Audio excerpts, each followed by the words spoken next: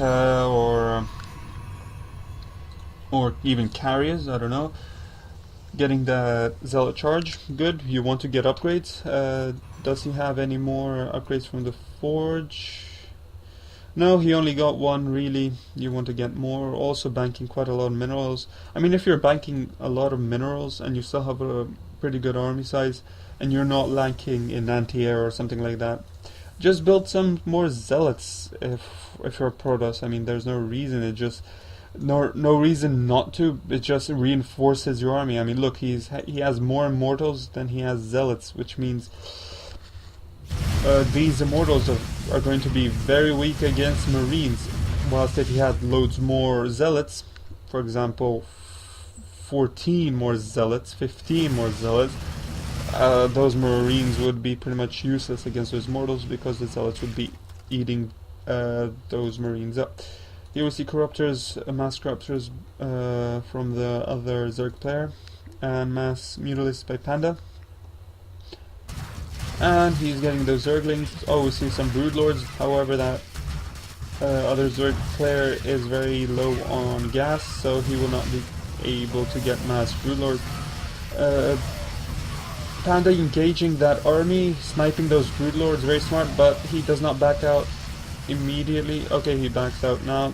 Very smart. You don't want to be engaging that corruptor army with your mutalisks for longer than you really need to, because those marines can now just clean up that army of corruptors, because corruptors can't attack ground. Getting more mutalisks, again very high on minerals, even though he gave away some to his allies. His queens not using their energy. As you can see, he's on 180, almost full energy.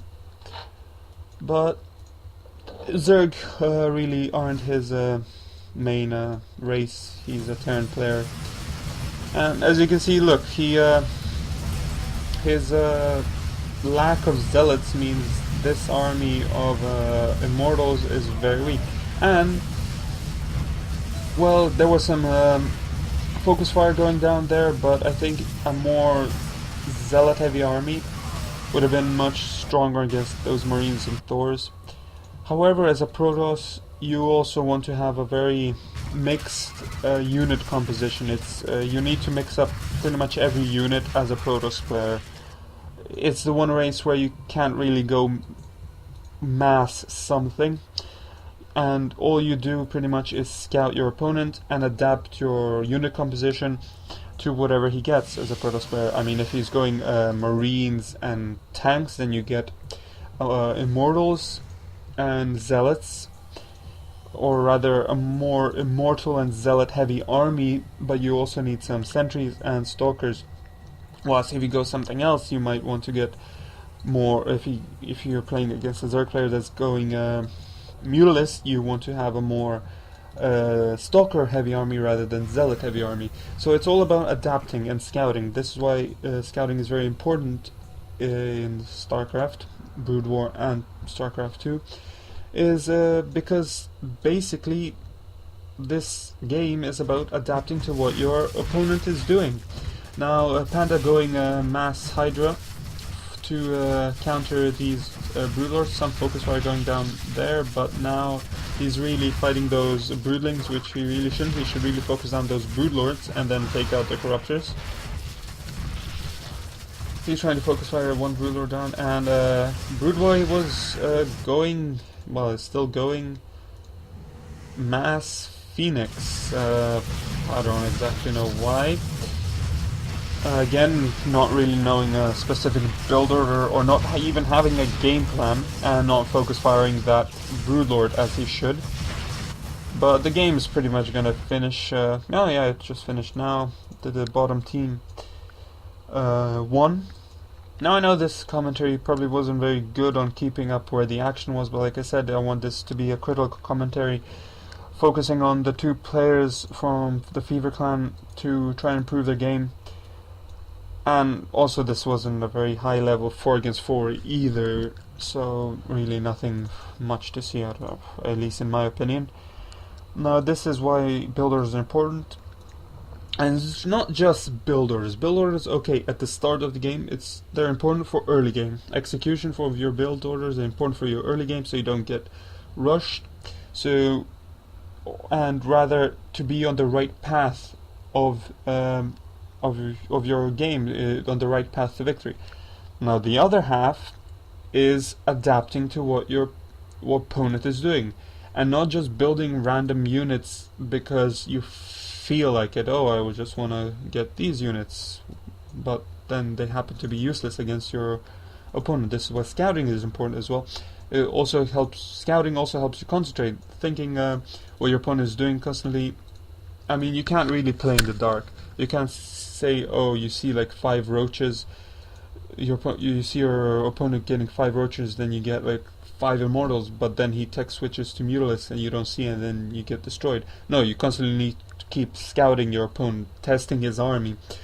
You don't need to commit to pushes. Maybe, for example, as a Protoss, you go against a Terran. This is just an example. You want to go 4-gate. Now, okay, after pylon, you put down your pylon, you go scout. And you see, and basically what this scout does is determine the timing of your opponent's gas. If it's a 4-player map, first of all, his location, second, his timing on his gas, and his barracks, and or his second gas. It's the timing and of his buildings and what buildings he's getting. Now, when you get this information, you need to react to it. Now you see barracks being built and refineries being started after his barracks has started building, but while it's building, so you can expect a Marine Marauder built by the Terran. However, this does not mean that the Terran will go a Marine Marauder build. So you should not really count on that first scout for the rest of the game. So then you get a couple of units out, your first 4 units, for example, form your 4-gate, and then you do a small push in his ramp. Now you don't really push, you really just poke up his ramp. What this will do, and you try not to lose any units, because what you're doing with this small scouting party is you really don't want to do any damage, but what you really want to do is scout what unit composition your opponent's getting. Now you're expecting Marine Marauder. Now you poke up your opponent's ramp, for example. Here, he has his units here, and you see, instead of Marine Marauders, you see Marines and tanks. Now immediately, you have to switch your game plan. You can keep your 4-gate, obviously, but you need to switch your unit composition in order to maximize your winning potential against your opponent. So you will, if you see, for example, a more marine heavy, you don't see any marauders, you see a marine heavy and siege tank heavy army by your Terran opponent as a Protoss, then you have to think, okay, he's going that. I shouldn't really go a lot of stalkers, maybe a couple. I should get immortals out, and I should get zealots out. I should have my unit composition should be much zealot heavier rather than anything else, because he's getting those marines, and you also then think what upgrades you need to do. So okay, I need that zealot charge for those tanks and to get to those marines quickly. Then you build your robotics facility, you go send out an observer first, and you see what he's doing. Is he continuing to build to go down that path of marines and tanks, or is he switching to Vikings or Banshees or something like that? Because scouting once and then just going one sort of strategy, I mean, you can lose a game so easily like that. Now, for this game, this is pretty much finished. Well, it is finished, but I'm not going to say too much about. I think I'm going to upload one of my games to show you how. First of all, show you how I play, how I think in a game, and how I adapt to scouting and how to scouting information. I think this is already a pretty long video, so it will be a two-parter. I think I will be getting that replay of my game up quite soon. So I guess I'll see you guys next time.